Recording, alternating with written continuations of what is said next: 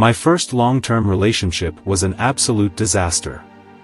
Without exaggerating too much, it was one of the worst relationships anyone has ever had. It was so terrible, in fact, that nowadays I don't even consider it a relationship when talking about my past. Yet, I kept it up for over 2 years. The two of us had nothing in common, there was virtually no attraction, we constantly fought and belittled each other, yet we simply kept it going. During our fighting sessions, she would yell out things like, "If I am so horrible, why are you even with me?" All in all, it was a total disaster. One night, after an evening where both of us were mostly silent, I brought up the fact that maybe, somehow, someway, something is wrong. It instantly became obvious she was thinking about it the same way I did, and we both agreed this isn't working out. Here's the kicker. Despite the fact that I started the "we need to break up" talk and knew it was the right choice, and even though she agreed with me, I was still clinging to the relationship with my teeth. As I was walking home that dreaded night, I felt terrible. Why did we break up? Things weren't so bad. Maybe I won't ever find someone else who will want to be with me. This was a mistake. I don't know what to do. The following day, I kept reiterating these thoughts. But the more I started dating other people and the more I talked to other people about their experience, I realized that, as much as this part of the relationship sucks, it's totally normal and actually makes sense. Dating is a lot like doing experiments. Sometimes, you accidentally make a breakthrough. Other times, everything blows up in your face. It all comes down to our inherent stupidity. But there's a way to limit it. The anatomy of a relationship. There are many ways a romantic relationship can begin, but their universally defining quality is that, in the beginning, things are good. No fights or drama, mostly just happiness and lovey-dovey expressions. In other words, at this time, we are driven by extremely positive feelings. And that's kind of a double-edged sword. In case you didn't hear the news, Huey Lewis, our emotions kinda suck. I mean, just ask Patrick Bateman. Our emotions are unreliable, they change quickly, and they make us do dumb things. Positive or negative, our emotions are like a baby. They think they are totally unique, even though they're not. They think they are always right, even though they're not, and they think that just because they exist, we should focus all of our attention on them, even though, you get the point. So when entering a relationship, in the midst of all these super positive feelings, we fail to recognize that both of us just signed a very simple contract: break up or don't. Yeah, it really is that simple.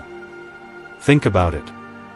Every relationship in the history of the world can have only one of two possible outcomes: either you eventually break up or you stay together until one of you dies. Since most people don't stay together with the first person they ever date, at the very least, you're signing up for a potential breakup. Even though both of you know the rules, neither of you really acknowledge it. Love is, by definition, pretty dumb. Doing things purely out of love, with no regard to logic or consequences, is the same as doing things purely out of fear or jealousy or hatred. It's acting on your emotions, despite the fact that they are a terrible guide for making life choices. Yet all of us do it. And almost every time, our emotions eventually fuck us over. And then, like 5 seconds later, we forget it and do the same mistakes all over again. Begin human is fun, huh? This problem multiplies where people not only blindly follow their emotions, but they think it's noble to do so. Take Romeo and Juliet as an example. To this day, it is one of the most popular stories about true, eternal love. People point to it and say, "See. That's the kind of love I'm talking about. Where's my Romeo/Juliet?" The thing is, Shakespeare's goal with Romeo and Juliet was to showcase just how dumb young love is. I mean, they're both teenagers for fuck's sake. Juliet is only 13 years old. Do you really want to take a barely pubescent kid as your role model for love? Yet, many people do. They take a story of an immature, spoiled little kid falling in love with another immature, spoiled little kid, who both end up killing themselves because, in words of ERB, they couldn't wait a couple of seconds. No wonder you're having trouble with relationships. Look, as much as I hate to admit it, humans are dumb. We can be pretty amazing and ingenious, but most of the time, we're pretty dumb. We act solely on our emotions and then complain about it. And then we do it all over again. But let me adjust my reading glasses, settle into my chair, and crack my knuckles before I tell about the solution I've come up with as a result of my travels. Love is amazing, yes. Love is dumb, yes. But if you sprinkle just a little bit of logic and common sense, you'll get the perfect recipe. Taking off the relationship goggles. Ever heard of the term, beer goggles? It works like this: a guy walks into a bar and sees a girl. Ugh, he doesn't find her attractive in the slightest. Then he starts drinking and, about 2 beers in, she starts looking more attractive. Another 5 beers, and she's looking even better. A couple of more and he wakes up next to her the following morning, wondering what the fuck happened last night. Thanks, beer. That's pretty much what beer goggles are. The more you drink, the more attractive someone else will become, especially if they're not. Relationship goggles work pretty much the same. The longer time you spend with someone, helps if you're drunk, the more you will start ignoring their flaws. And if worst comes to worst and you decide that you should break up, you're hit with a variation called graduation goggles. When you're in a relationship with someone for a long time, your perception changes. This happens right from the start. All those lovey-dovey we are so unique positive feelings. Yup, relationship goggles. You move away from reality. You aren't objective and your perception of your significant other is oftentimes unrealistic. Eventually, as these feelings fade away and you move away from a relationship, it feels as if the other person has drastically changed. Sometimes people actually change that much, yes.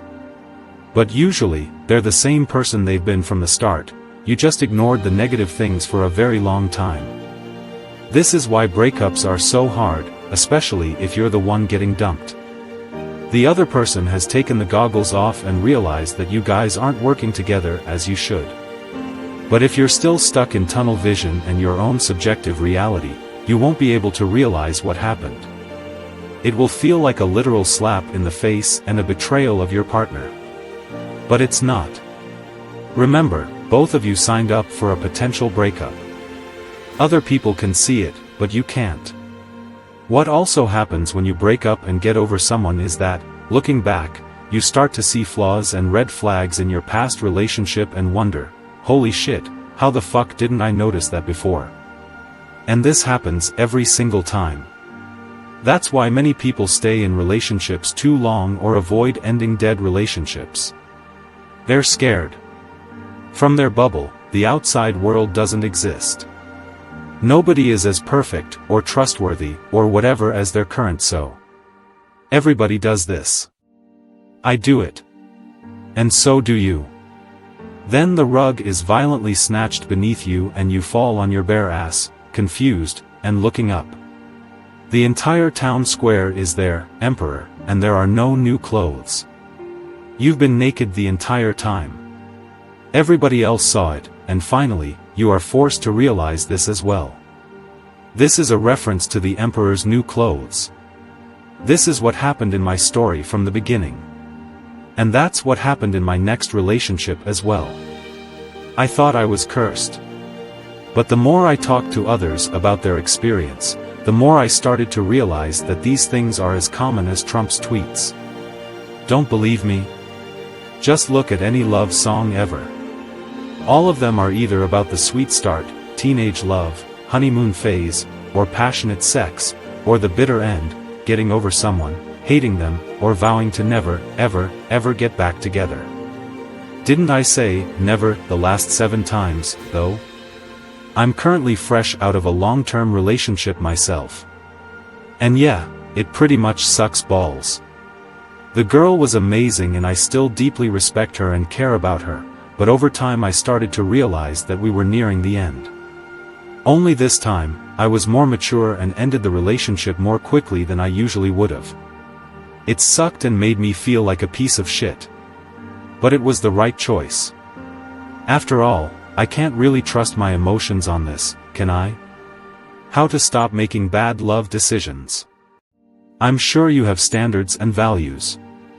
However, relationship goggles often blind you to them. You still hold the same standards, but you don't enforce them the way you should, or at all. You stay with people who make you miserable. You act ignorantly, foolishly, and overly emotional. After all, humans are emotional creatures. My point is this: these things happen to everyone. So what can you do? Well, my suggestion is to utilize Mark Manson's fuck yes or no law. If your reaction to being with someone isn't fuck yes, followed by jumping in the sky, clicking your feet, and high-fiving an invisible tall man, it's a no. You'd be surprised how many dilemmas this simple rule solves. You'd also be surprised how hard it is to follow this advice. You'll have a million excuses for why every time is an exception and not the same but this is different. But all of this is emotional reasoning. That's why this rule exists in the first place, because you can't trust your emotions. Don't be with someone who doesn't appreciate you, respect you, or support you. Don't be with someone who abuses or assaults you. Don't be with someone if you're meh about them. Most importantly, realize that you can love and care about someone and still realize that your relationship should end. That's maturity. Practice being more critical. If you do, who knows, you might just find yourself in a satisfying relationship.